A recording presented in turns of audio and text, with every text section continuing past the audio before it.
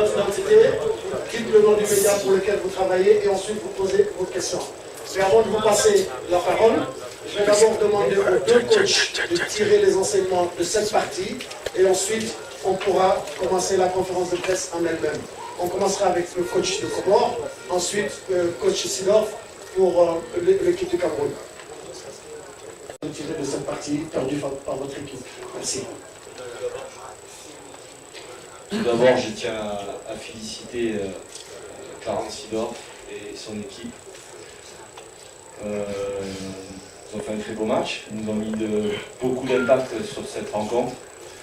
On était prévenus de l'aspect athlétique et de l'agressivité qu'ils allaient nous mettre dans le bon sens du terme, je dis bien, sur cette rencontre. Moi, ce que je regrette un petit peu, c'est cette première mi-temps. Voilà, on a eu la possibilité d'ouvrir le score sur 2 coups de pied arrêtés. Voilà, après, c'est le haut niveau, nous on apprend.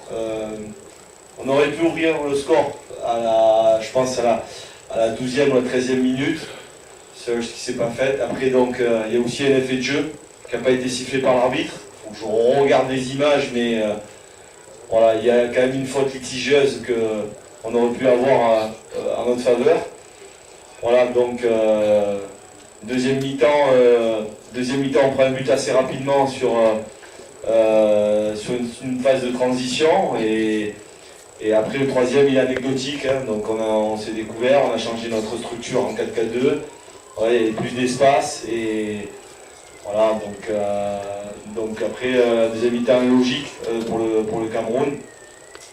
Voilà, donc en espérant, comme je l'ai dit à mes garçons, il faut continuer à travailler et faire des matchs comme ça, comme des grandes nations.